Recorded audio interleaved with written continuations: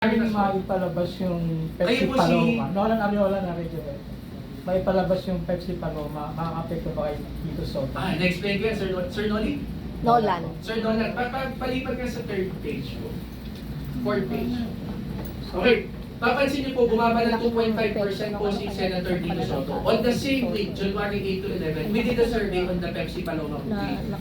So lumalabas po sa Pepsi Paloma survey po namin, related po dito kay Director Daryl, lumalabas po, 5 to 6 out of 10 Filipinos gusto pong ipalabas yung movie. Of course, this is a non-commissioned survey. Ito survey result, this is not my personal opinion. Lumalabas po sa survey result, 4 to 5 out of 10 Filipinos ang naniniwala na that there was there was an incident that happened between yung tinuturo sa movie and Pepsi Paloma. And 4 to 5 out of 10 Filipinos din ang naniniwala na nilinis siya Senator Tito Soto. So that attributed to the decrease in Kanyang voter preference. Pwede siyang correlated, sir. At the same time, Senator Tito Soto is one of the lowest in terms of social media engagement. Wala pong official page na mataas ang engagement si Senator Tito Soto. Wala po naghahanda ng software niya. He's relying on Itbulaga. Pero social media engagement wala. So you can just add together. Can I say now, can I correlate yung Pepsi Paloma sa decrease ni Tito Soto? Possible. But of course, may mga other influences. Other influence po, mahina po ang social media presence si Senator Tito Soto. And Senator Ping Lacson, bakit po mababa? Humina ang kanyang social media engagement. Hindi na po siya masyadong pinag-usapan ngayon din po. Wala din po billboards na overshadow ng mga billboards sa TV commercial, Senator Ping Lacson. So hindi kayo alam ng mga tao, natatakot siya. Eh po, Sir Nolan, no, I was able to answer your question, sir. Sir, kung merong mga tumatakbong senador at kumbaga parang syempre first time nilang tumakbo at this time. Tapos nagkaroon sila ng inkling or sabi natin na balitaan kanila. Do you think makakatulong ang inyong mga suggestion or what can you also suggest to them? Dun sa mga bago, first timers. First time po, of course, open naman po kami tulungan po sila. But it doesn't mean it will have an effect here. Okay. So wala pong epekto yan. Kasi ang ginagawa po namin, of course, I'm being open po sa inyo lahat na I see, kasi taga lang po tayo nakikita, some of them are clients. But yung iba dito mababa, wala sa top 12. Ang ginagawa po namin sa kanila, qualitative. We do deep dive. Focus group discussion kami. Ano ba, pag sinabi mo ba yung pangalan ko, ano yung tatandaan ko? So ang pinag-aaralan po namin ngayon, yung mga mensahe po nila. Ano ba yung mga TV commercial po nila? Kina-qualitative po namin yun. So may mga studies po, kasi ginagawa din po namin ito sa mga private companies. So yung mga commercial po na nakikita nyo po ngayon, yung mga nakikita nyo, kami ang #1 brand ng soap sa Pilipinas, ginagawa po namin siya ng qualitative study sa aming mga kliyente. Sila din po ginagawa namin. Pero ito po kasi libre po ito, voter preference lang po ito. We don't charge them with this, we charge them with qualitative studies. So kung meron po mga nandito na gustong lapitan po kami, nasa Senado naman po kami every month po. Nag-deliver lang din kami ng report doon. So wala, libre naman po yun. So pwede naman po nila mahanap kahit saan.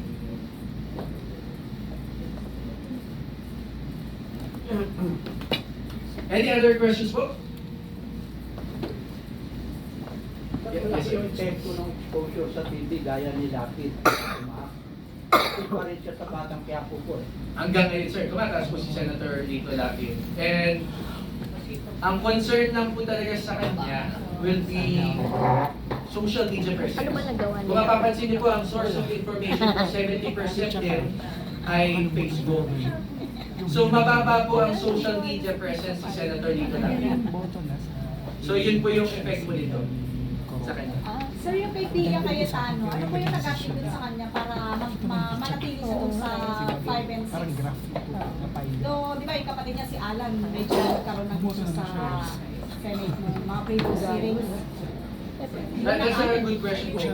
Ngayon po, Metro Manila pa din, but that's just 12% of our voters, Senator Pia Cayetano.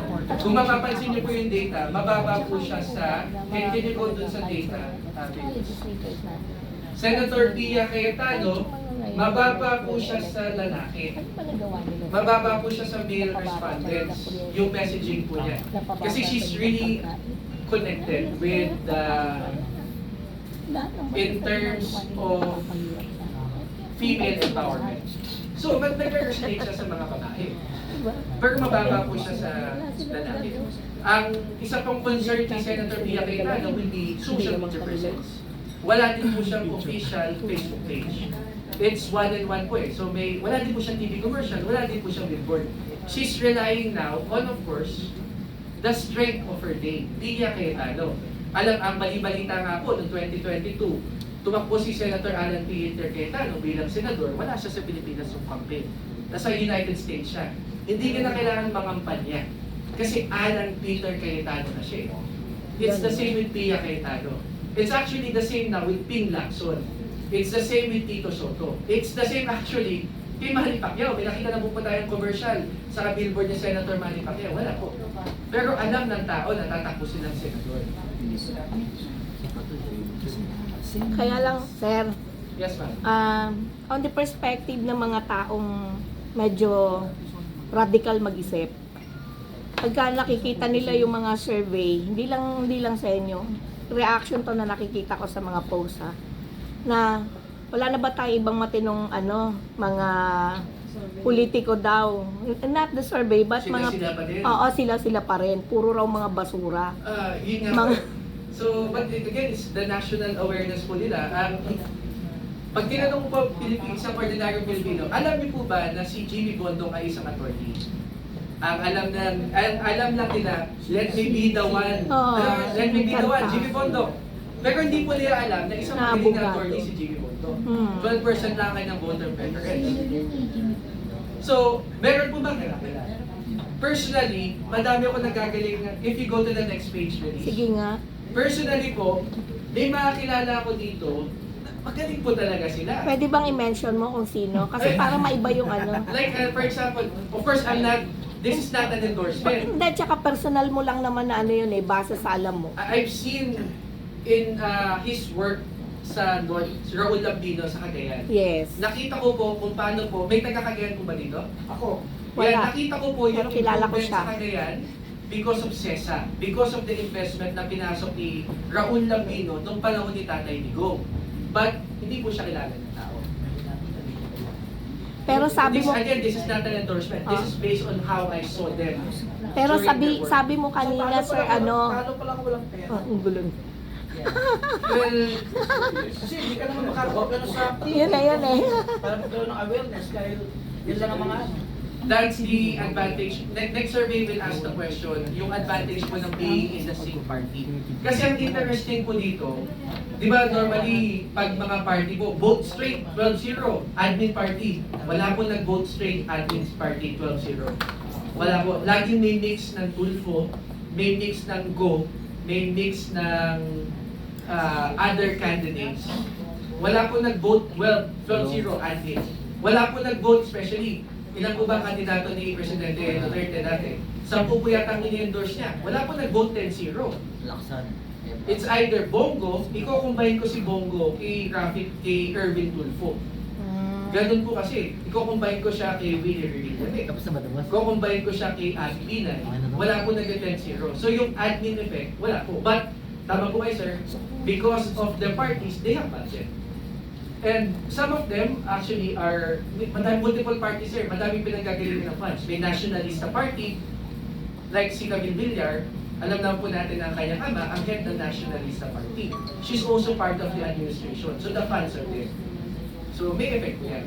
Sir, bakit si Bongo sa ibang mga survey peer, medyo hindi naman siya ganun nagtipig pero talagang mga taga-RMN, magugulong. Yun po yung interesting kay Senator Bongo po sa amin.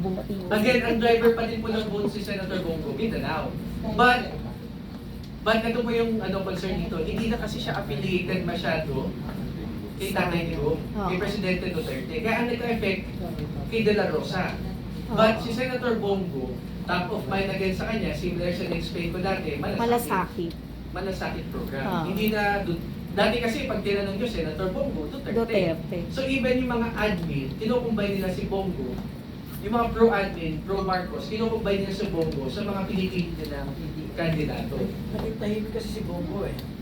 Which is, baka yun ang kanyang strategy, sir. Hindi siya nakisaw-saw sa ICC. Yes, Sir, And ang face ng ICC kasi, sir, si bilang PNP General, Bato de la Rosa. Sir, balikan ko lang si Lambino. Kanina sabi mo, si Lambino, mataas pagdating sa Visayas, Mindanao. Tama ba? Wala po sinabi ganun. Mindanao? Si Pacquiao po yun. Si Lambino? Hindi ko po, yung tinanong nila ako, ma'am, about Raul Lambino, yung iba ganyan, posible na mababa po. Wala po sinabi. So si Pacquiao.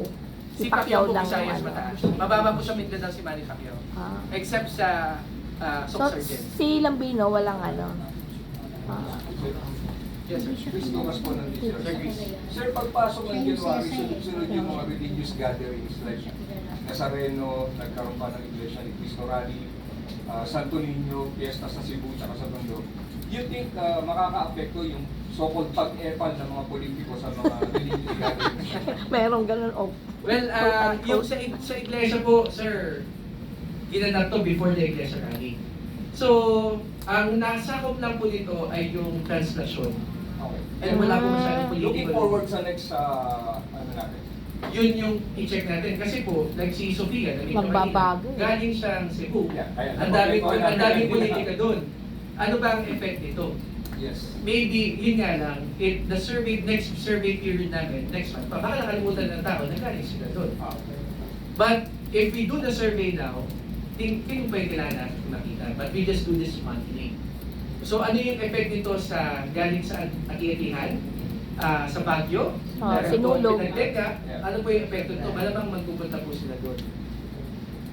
Tingnan po natin maging galaw niya. But in terms of political influence, ilan po ba ang members ni Pastor Gabriel po? Kasi Oo nga. 4% lang po siya. Bakit nga ganun? Akala ko ba marami siyang, sorry pero akala ko ba marami siyang members? Bakit ano? Yun nga po. Is it ibig sabihin ba na hindi nyo pa natatouch yung mga ano, yung nasa circles ni Quebuloy? Pero ilan po ba ang member na Alam ko million yung kanilang member din. yun po yung kailangan natin check kasi we don't know the process if there's Pero alamin ko.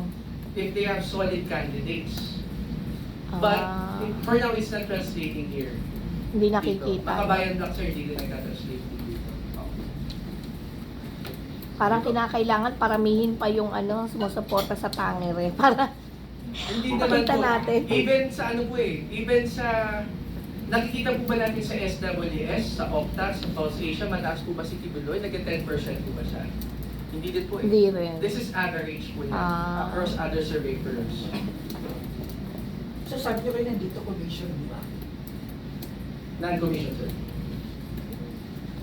And, yes, Unlike sir. dun sa SWS, may nag-commission. I cannot say for certain po na may nagbayad po sa SWS. Pero, it's up to them na lang to answer that question. Sir, Yes, ma'am. Sir Manila Standard.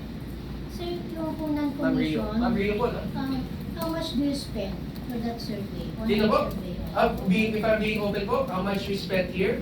Our press conference, No, for that for online survey. this online survey, nagpa-raffle po kami na namigay po ako na 200 pesos, 500 winners. That's prices. Kanino? The costing of conducting that. Yan po, in-explain ko ma'am. Ang biggest cost namin sa survey namin ay yung mga papremyo. So meron po akong 500 winners na 200 pesos, 100,000. Database cost po namin, 20,000 pesos. Reporting, 30,000. 150,000 pesos. So unlike yung mga face-to-face, which we also do, ang average na po, 1,000 pesos per respondent. 1,200 respondent, 1.2 million. So if someone will say na they were non-commissioned for a survey with the 1,200 respondents, so bumasa sila ng million, of course, you need to take sino po yung commission or was this really non-commissioned. Kami po, yun ang ginastos namin, 150,000 pesos. Which is part of our marketing because our biggest revenue po talaga ay sa mga private companies. We have more than 100 client sa private companies po. So one last question, how do you select the respondents? At Do you naka-quota select base, them online? at thank you sa question ni ma'am, naka-quota base something po kami. So dito po, pag naka 12% na kami sa Metro Manila, stop na. Hindi na siya open, hindi na siya visible sa mga katangiker po namin na Metro. So how do you do that? Through Messenger, through... Merong silang app. May app po kami ma'am, yung Tangier mobile application. So nasa control na po namin sa backend Nasa yung Google. visibility ng mga Kasi gusto service. rin namin sumagot eh. How do we Sige, sagot po kayo. join? Manila Standard po, no? Isa po kayo sa highest doon sa survey namin na broadsheet. Isa po kayo sa mataas ang Top kayo. trust rating Oo. sa broadsheet. Manila Pinagkakatiwalaan Standard. kayo. So, sunod-sunod po yun yung kanilang mga Congratulations. trust rating po. Hindi, I personally. So, Pwede din po. So Martin, I personally, I want to be surveyed. How do I Download na po kayo na app. download? Sa Google Play at Rio, Tangere app. Ako kasi nag-ano sa kanila eh. Never pa ako na-survey eh. So Tatanong ka na? Hindi kasi siguro it's high time for the media also dahil Can you tell us the process naman? siguro mas maganda I don't know kung meron kayo, but basically kasi ako experience ko, this is personal experience ko kasi naging curious ako sa kanila. Sabi ko, paano ba nila kinukuha yung data? So ang ang system, may Facebook page kasi sila, but doon sa Facebook page, ina-announce kasi nila na kinakailangan mong mag-download sa Google Play nung Tangere app. Doon sa Tangere app, syempre may mga fill-upan ka doon. But basically, may mga questions kasi doon parang halimbawa 500 worth GCash doon sa left upper left na nakalagay kung ano yung premyo mo. Pag in-answer mo yung survey na yon. Maganda kasi siguro mapakita sa kanila. Tapos kapag yun yung napansin ko lang Sir Martin, kapag so that explains kung bakit kahit pag binuksan ko na siya, wala na siyang parang nakapermanente na siya na hindi na siya gumagalaw, hindi mo na siya makiklik. So ibig May sabihin, instruction doon ma'am, left right na lang. left right. So pero ibig ko sabihin, pagka natapos na-meet na pala yung 12% na yon, nawawala na yung survey. Tama ba ako? Nung Hindi na siya visible. Oo, hindi na siya visible Tapos may bago ka na naman na i-up na survey ulit. So ngayon, may running survey, may mga current event survey po kami na running in the background. Let's say for example yung SWS, pagtaas ng contribution, of course Oo. 80% ng Filipino affected ang kanilang paggastos. Oo. So yung mga ganong survey, non-commission din po siya. We do that regularly. So Ma'am Rio, download na po kayo, sagot ng survey. Kasi gusto ko ma-survey din eh. So kayo po, let's say, ngayon sa... Mamaya manalo ka. Hindi, ma-exercise Meron sila ko. cellphone eh. Diba? Iba-iba yung papremyo yung minsan Galaxy, In 3 weeks pa po yung next survey namin. So 2 weeks from now, tapos na po kami. Ang party list survey, i-release na lang po namin this week. We'll have a press release party list po namin. Number 1 pa rin ay CIS. Number 2 po, hindi ko na po sasabihin. Ha? Nakahang. Any other questions po before we call it a day? Wala na. Okay na po, picture taking po muna tayo ulit. Okay, picture. Picture. Namatay na yung cellphone. Ay, namatay